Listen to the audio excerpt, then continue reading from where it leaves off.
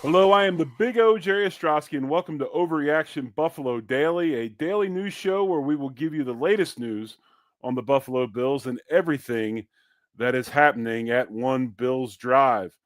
We are 10 days away from the 2025 NFL Draft in Green Bay, Wisconsin, and the Buffalo Bills, folks, they continue to bring in players as part of their NFL Top 30 visit list. A good friend to the network, Ryan Talbot of Syracuse.com and Shout Buffalo Football Podcasts. He's a frequent guest on our On the Beat show, and he's been keeping a comprehensive list of all the known visitors coming into One Bills Drive. And some of the names that we've gotten off of that list, new names that have popped up recently, and the first one excites me quite a bit. That is potential first-round pick, Kentucky cornerback Maxwell Hairston, a ball hawk with world-class speed. He is a speedster, incredibly aggressive. He is a player that will play off of receivers, read routes, jump routes, and take the ball away. He does a tremendous job with the interceptions and also pass breakups, a big play receiver that loves to compete.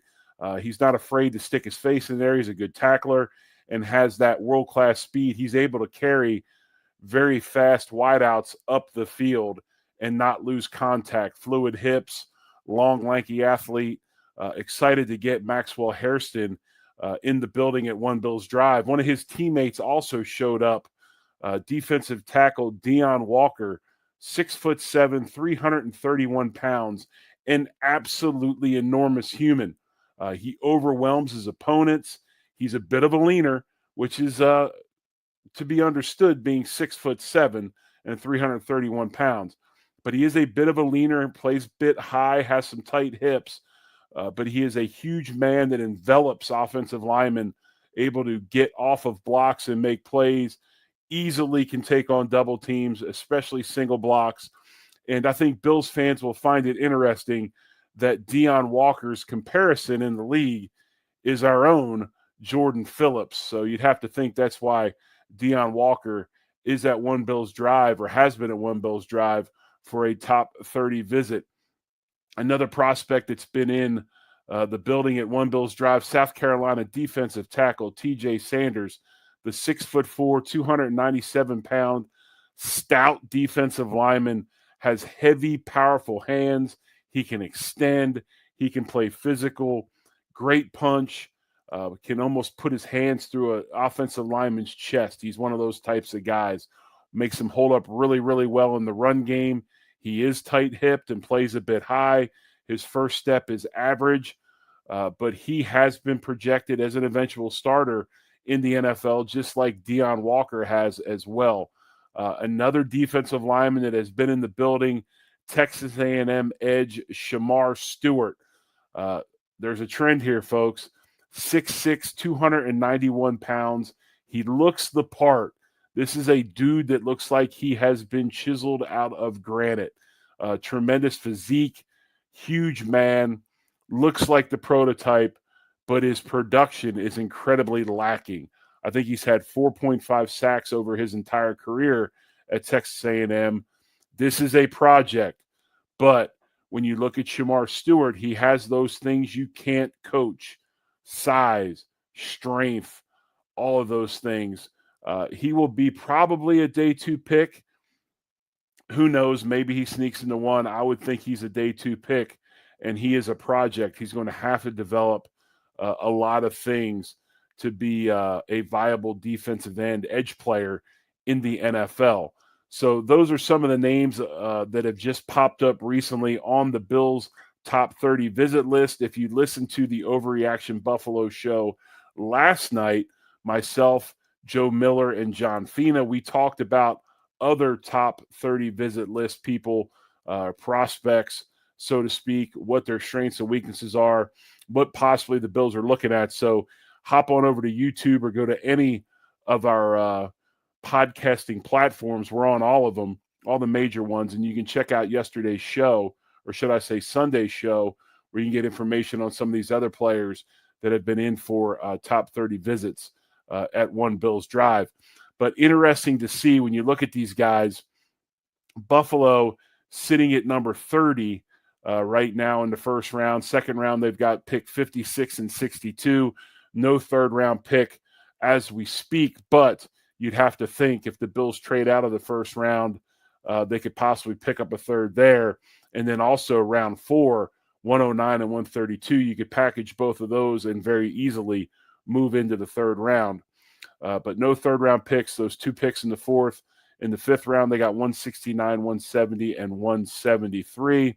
And then you look at round 6, where they have 177 and 206. 10 picks as we speak, but that could possibly change depending upon what Beane does to either A, whether he stays in the first or moves out, or B, decides that he really wants that third round draft choice, which he has picked there, I think, almost every year that he has been the general manager with the Buffalo Bills, and does well with third round picks. But something of interest, folks, when you're looking at this list, and yes, there's a sprinkling of wide receivers. All these wideouts are the same type of wideout. Most of them run really, really well. A lot of them are in the 4.3s. I think the highest 40-round or 40-yard draft or 40-yard dash time that I've seen so far was, I think, 4.45. Royals came in at 4.42. But if you look at all these receivers that have come in, they're incredibly speedy, fast guys, which we need. We've got the possession guy we need. We've got the slot guys we need. Now we need a burner over the top. These wideouts that have been coming in are those types of guys. But if you look at the names on this list, obviously Brandon Beane and Company understand they have got to get the defense up to the level that Josh Allen and Joe Brady have that offense playing at. That offense is playing at a championship level. Defense, not even close. So it makes sense that if you look at the top 30 visit list, most of these guys are defenders, D tackles, edge, and corners. But when I look at this list of the players that have visited so far, there's really only 2 that stick out to me as possible picks at number 30. Both of those players are cornerbacks. That would be Maxwell Hairston, the corner from Kentucky, who we just talked about, and the cornerback from Ole Miss, Troy Amos. And when I look at Amos, he's an incredibly versatile corner. He can play zone well. He can play press man. He's long. He's physical as far as his press goes. Not the most physical tackler.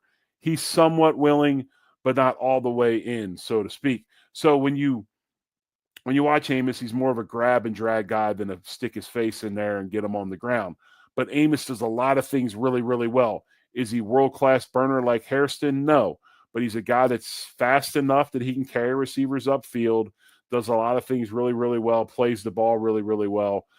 So these are the 2 guys when I look at this top 30 list so far. Now, as more names are uncovered, we will talk about them here on the Overreaction Buffalo Daily Show, which will be coming to you every day at 10 a.m.